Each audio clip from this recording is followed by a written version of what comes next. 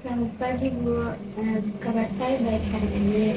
Cuma setelah akademik, saya merasa agak cemas karena saya kesulitan mengatur waktu dan nilai saya mulai menurun. Saya mengerti. Bisakah kamu ceritakan lebih lanjut tentang apa yang membuatmu merasa kesulitan mengatur waktu belajar? Iya Bu, saya punya banyak kegiatan ekstrakurikuler dan begitupun dengan tugas dari sekolah. Saya merasa waktu saya habis untuk semua itu dan saya tidak punya cukup waktu untuk belajar. Itu memang situasi yang berat. Ketika kamu memikirkan tentang masa-masa di mana kamu berhasil mengatur waktu dengan baik, apa yang terlintas di pikiranmu? Bagaimana kamu mengatur waktu sebelumnya? Dulu saya membuat jadwal belajar dan benar-benar mengikuti jadwal itu, tapi sekarang belakangan ini saya merasa sulit untuk tetap konsisten. Menarik. Jadi membuat jadwal belajar dulu sangat membantu kamu. Menurutmu apa yang merubah sehingga kamu merasa sulit untuk tetap konsisten? Mungkin karena banyaknya tugas dan kegiatan dibandingkan sebelumnya. Saya juga sering merasa lebih lelah setelah pulang sekolah, jadi sulit untuk fokus. Itu masuk akal. Lelah setelah pulang sekolah pasti membuat sulit untuk belajar. Jika kamu bisa membayangkan situasi di mana kamu merasa lebih teratur dan punya waktu untuk belajar, bagaimana situasinya? Saya pikir saya akan merasa lebih tenang dan tidak terburu-buru. Saya bisa punya waktu khusus untuk belajar tanpa merasa terganggu oleh kegiatan lain. Itu terdengar seperti tujuan yang baik.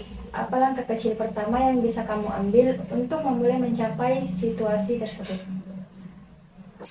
Mungkin saya bisa membuat jadwal belajar lagi, tapi kali ini saya harus realistis dengan waktu yang saya miliki. Itu ide yang bagus. Apa yang akan kamu masukkan dalam jadwal tersebut untuk memastikan kamu tetap realistis? Saya akan mencoba menyisihkan waktu sekitar 1 jam setiap hari untuk belajar. Saya juga mungkin akan mencoba untuk tidak terlalu banyak mengisi jadwal dengan kegiatan ekstrakurikuler. Bagus sekali tadi. Menyisihkan 1 jam setiap hari untuk belajar terdengar sangat bisa dikelola. Apakah ada sesuatu yang bisa membantu untuk tetap mengikuti jadwal ini? Sepertinya saya bisa memasang pengingat di ponsel saya atau meminta teman saya untuk membantu mengingatkan saya.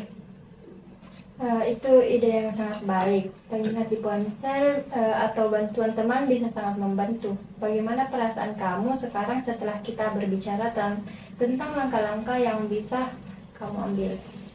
Saya merasa lebih optimis lagi. Saya pikir langkah-langkah kecil ini bisa membantu saya merasa lebih teratur dan tidak perlu cemas lagi.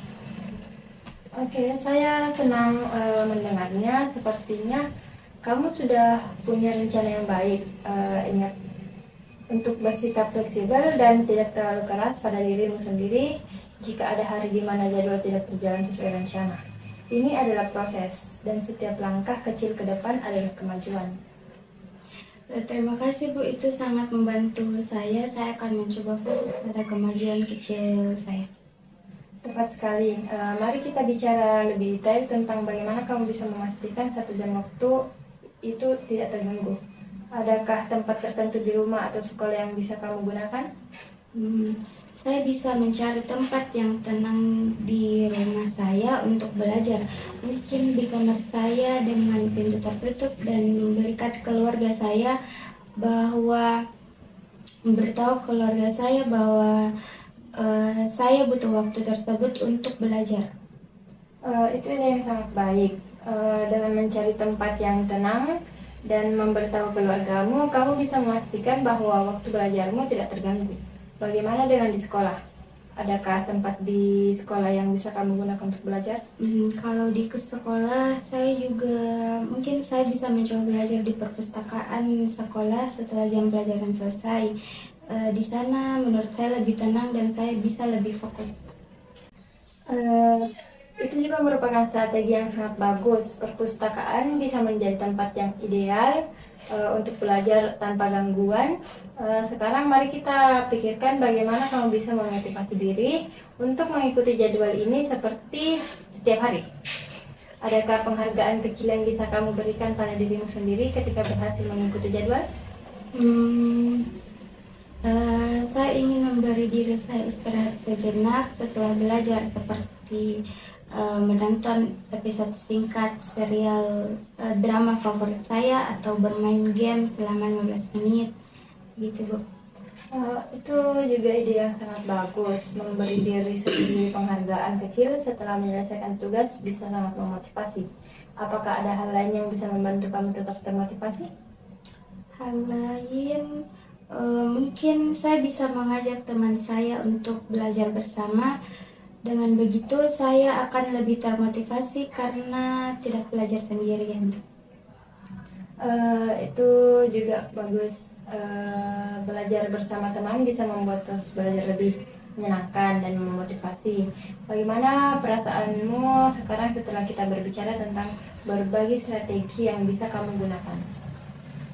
Saya merasa lebih siap dan lebih yakin. Saya pikir dengan langkah-langkah ini saya bisa mengatur waktu yang lebih baik dan tidak merasa terlalu cemas. Saya senang mendengarnya. Sepertinya kamu sudah punya rencana yang sangat baik. Ingatlah untuk merayakan setiap kemajuan kecil yang kamu capai dan tetap fleksibel dengan rencana kamu. Apakah ada hal lain yang ingin kamu diskusikan atau pertanyaan lagi? Sepertinya tidak ada lagi, Bu. Saya merasa cukup jelas dengan rencana saya sekarang. Terima kasih banyak atas bantuannya.